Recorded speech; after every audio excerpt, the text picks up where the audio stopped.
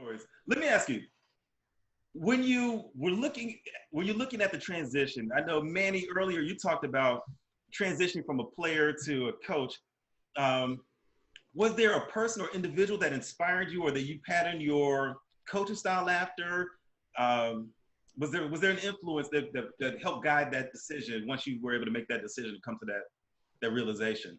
So when I first started playing, because I actually didn't start playing until middle of fifth grade, which nowadays is old. That's old. You got to be six to start playing. But I started playing in fifth grade, and we had biddy ball, and one of my coaches, Scott Walters, in Franklin, Pennsylvania, a little town. He definitely got me on that path of wanting to understand the game, and he was great. And I actually ended up naming my youth program pretty much the same thing, Bobcat Biddy Ball in Boca. So that was my first influence, but I would say my biggest two coaching influences that would be maybe with some name recognition. Rick Barnes went to high school with my mom, and I've always followed him, and I used to work his camp in Texas when he was out there. And he was definitely a mentor in that aspect. But there was another guy by the name of Marv Kessler. Some people don't know him. He's passed away now. But he was one of the first five guys that would start up a 5-star. And I used to, when I was 19, 20 years old, I would pick him up from his camp. He was sleeping half the day, and he would just do a little lecture, and I would work my butt off and run the camp, and then he'd collect all the money. And then I would go with him, take him to the Jewish deli, and his wife would leave him for the summer because she didn't want to deal with him. And I would take him home, and we'd talk basketball and eat for 5-6 hours every night. And we do that for 5-6 weeks. And we did that for about 3 years.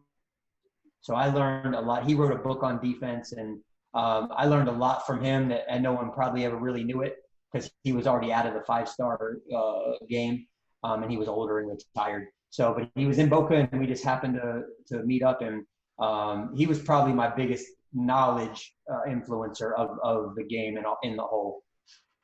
Gotcha. That's an interesting story. I'm glad you were able to share that. Matt, how about you? I know you transitioned from playing basketball on a competitive level. I know you still play at a recreational level and pick up in some competitive runs. But right now you're doing podcasts. Can you talk a little bit about your podcast and kind of what was your inspiration for doing that?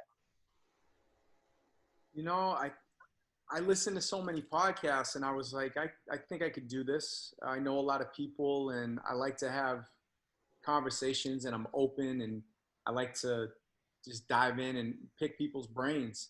And the conversations I'll have on, say, an airplane or sitting after we play ball at the gym, just that type of stuff. Like there's a lot of gold in those conversations. You can gain a lot of knowledge and different perspectives on life from different types of people who come from different backgrounds.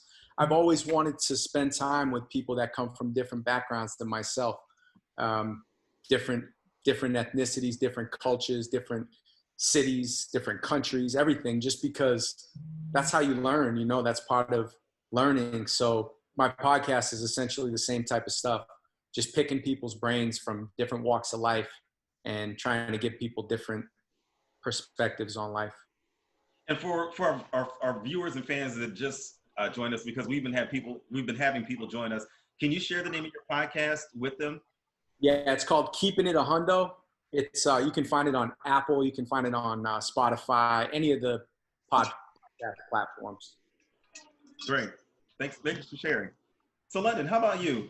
I know you talked about just the competitive level that you played in high school. I know you're still active, but the main thing is what you're doing now is you're organizing or helping to organize these really competitive and exclusive runs down in Miami. Kind of what was your inspiration for doing that? This has been going on 10 years now. You've had some names come through. You want to talk a little bit about the names that have been coming through and then your inspiration in doing so?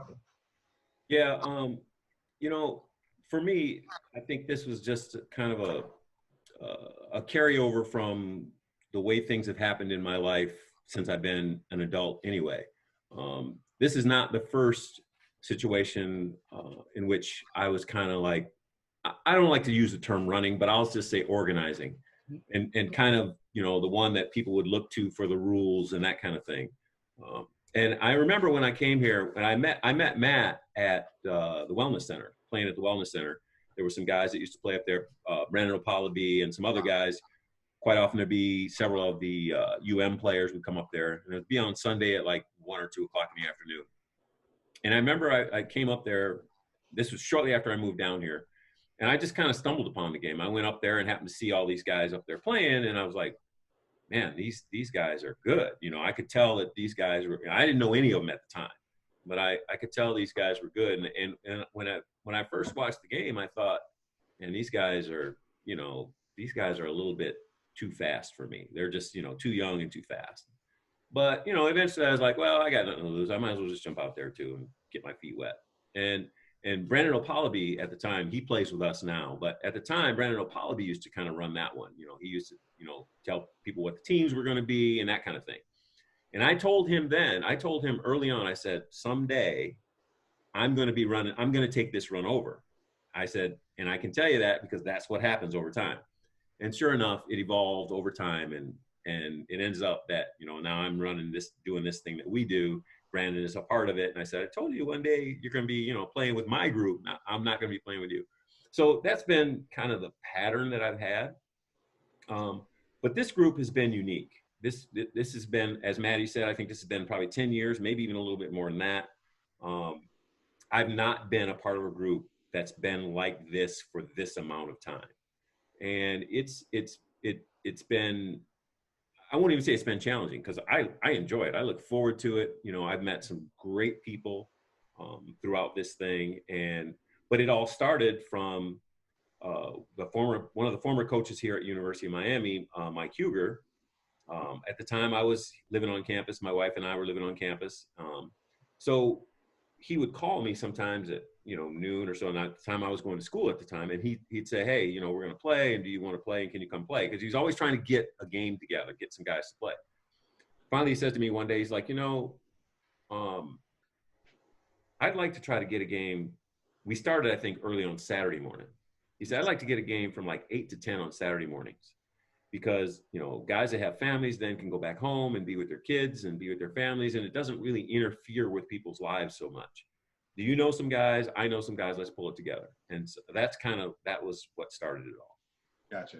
So I reached out to the guys I knew. He reached out to some of the guys he knew, and that was the beginning of it for us. Great. Man, keep in mind, we were playing at like 5 a.m. sometimes. We were playing at 5 a.m., 6 a.m.